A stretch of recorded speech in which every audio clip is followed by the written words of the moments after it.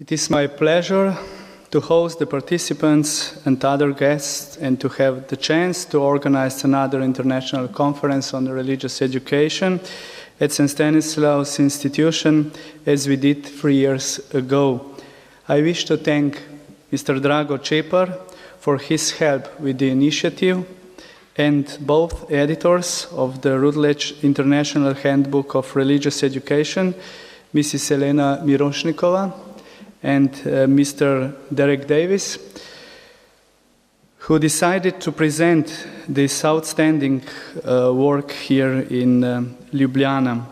And in particular, I would like to thank Mr. Cole Durham from Brigham Young University.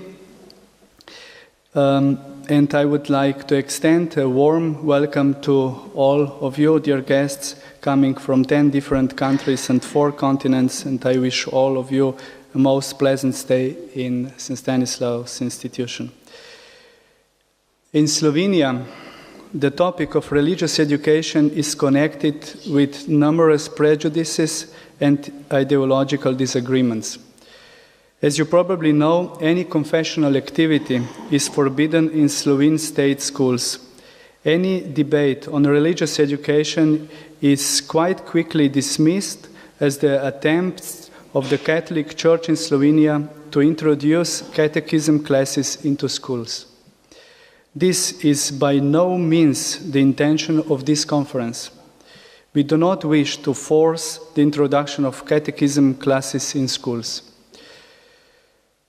Let me remind you of some propositions of the Conference on Religious Education in 2009 in St. Stanislaus Institution. It was underlined that the debate on religious education should be conducted above all on the expert level and not on political one.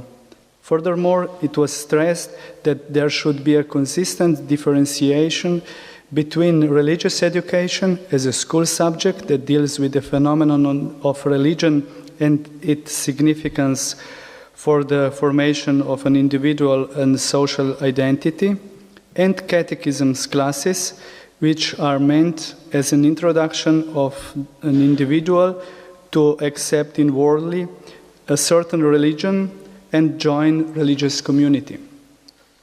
Catechism classes are in the domain of the church and religious communities, while the religious education could be one of the school subjects, as it is in most European countries.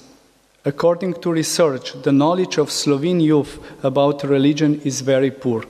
However, religious education in schools is still the best protection against religious intolerance, and consequently an obligatory part of a modern multicultural and multi-religious global society. This is why the participants of the previous conference suggested the necessity of a plural group of experts to be put together in order to assess the situation of religious education in the Slovene educational system without ideological prejudices and study the options for changes in this field. The results of the conference in 2009 are still topical, and I trust that with this conference we may take at least a small step further. I also hope that the experience from other countries and from such mixed religious communities will contribute to the fact that slowly the fear of religious education will disappear in Slovene public, and that it might become aware of the fact that learning about religion actually adheres to general knowledge and contributes to the comprehensive formation of young people. It is my personal wish to this conference might contribute to mutual enrichment and create new paths among different nations and religions. The international dialogue and interreligious dialogue and interaction between believers and non-believers are the most indispensable cornerstones of harmony and peace in the modern global society.